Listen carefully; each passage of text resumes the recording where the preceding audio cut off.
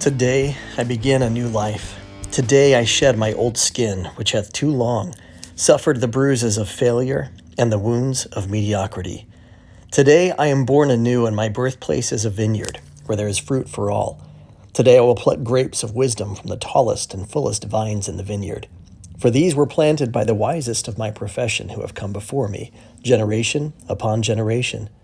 Today I will savor the taste of grapes from these vines, and verily I will swallow the seed of success buried in each, and new life will sprout within me.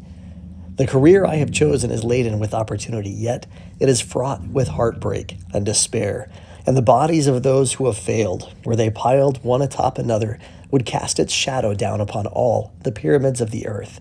Yet I will not fail as the others, for in my hands I now hold the charts, which will guide me through perilous waters to shores, which only yesterday seemed but a dream. Failure will no longer buy my payment for my struggle. Just as nature made no provision for my body to tolerate pain, neither has it made any provision for my life to suffer failure. Failure, like pain, is alien to my life. In the past I accepted it as I accepted pain. Now I reject it, and I am prepared for wisdom and principles which will guide me out of the shadows into the sunlight of wealth, position, and happiness, far beyond my most extravagant dreams, until even the golden apples in the garden of Hesperides will seem no more than my just reward.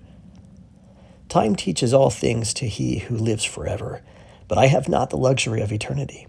Yet, within my allotted time, I must practice the art of patience, for nature acts never in haste. To create the olive, king of all trees, 100 years is required. An onion plant is old in 9 weeks. I have lived as an onion plant. It has not pleased me. Now I wish to become the greatest of olive trees, and, in truth, the greatest of salesmen. And how will this be accomplished?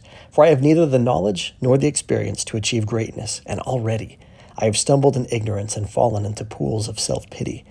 The answer is simple.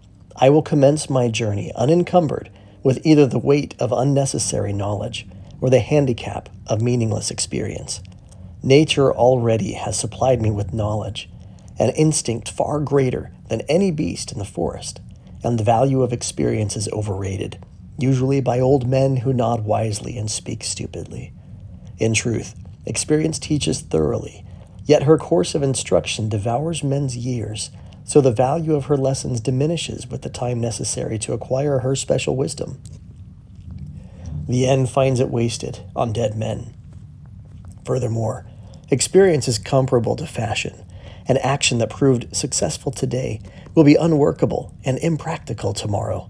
Only principles endure, and these I now possess, for the laws that will lead me to greatness are contained in the words of these scrolls. What they will teach me is more to prevent failure than to gain success.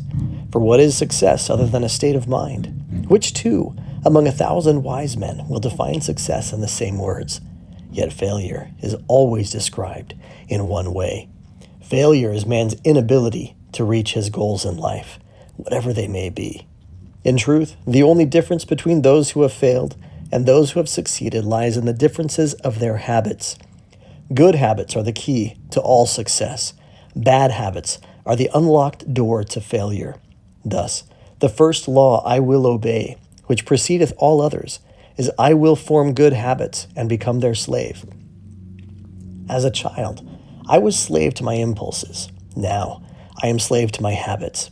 As are all grown men, I have surrendered my free will to the years of accumulated habits, and the past deeds of my life have already marked out a path which threatens to imprison my future. My actions are ruled by appetite, passion, prejudice, greed, love, fear, environment, habit. And the worst of these tyrants is habit. Therefore, if I must be a slave to habit, let me be a slave to good habits. My bad habits must be destroyed, and new furrows prepared for good seed. I will form good habits and become their slave. And how will I accomplish this difficult feat? Through these scrolls it will be done, for each scroll contains a principle which will drive a bad habit from my life and replace it with one which will bring me closer to success. For it is another of nature's laws that only a habit can subdue another habit. So, In order for these written words to perform their chosen task, I must discipline myself with the first of my new habits, which is as follows. I will read each scroll for 30 days in this prescribed manner before I proceed to the next scroll. First, I will read the words in silence when I arise. Then, I will read the words in silence after I have partaken of my midday meal. Last, I will read the words again until just before I retire at day's end. And most important, on this occasion, I will read the words aloud. On the next day, I will repeat this procedure, and I will continue in like manner for 30 days. Then, I will turn to the next scroll and repeat this procedure for another 30 days. I will continue in this manner until I have lived with each scroll for 30 days and my reading has become habit. And what will be accomplished with this habit? Herein lies the secret of all man's accomplishments.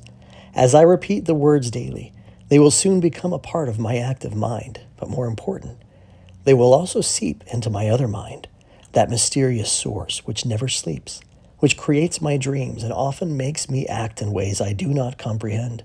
As the words of these scrolls are consumed by my mysterious mind, I will begin to awake each morning with a vitality I have never known before.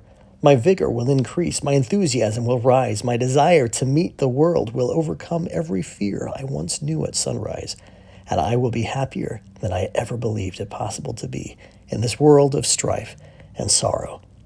Eventually, I will find myself reacting to all situations which confront me as I was commanded in these scrolls to react. And soon these actions and reactions will become easy to perform, for any act with practice becomes easy. Thus a new and good habit is born. For when an act becomes easy through constant repetition, it becomes a pleasure to perform. And if it is a pleasure to perform, it is man's nature to perform it often. When I perform it often, it becomes a habit, and I become its slave. And since it is a good habit, this is my will. Today I begin a new life. And I make a solemn oath to myself that nothing will retard my new life's growth. I will not lose a day from these readings, for that day cannot be retrieved, nor can I substitute another for it. I must not, I will not break this habit of daily reading from these scrolls, and in truth, the few moments spent each day on this new habit are but a small price to pay for the happiness and success that will be mine. As I read and reread the words in these scrolls to follow, never will I allow the brevity of each scroll, nor the simplicity of its words, to cause me to treat the scroll's message lightly. Thousands of grapes are pressed to fill one jar with wine, and the grape's skin and pulp are tossed to the birds. So it is with these grapes of wisdom from the ages. Much has been filtered and tossed to the wind. Only the pure truth lies distilled in the words to come.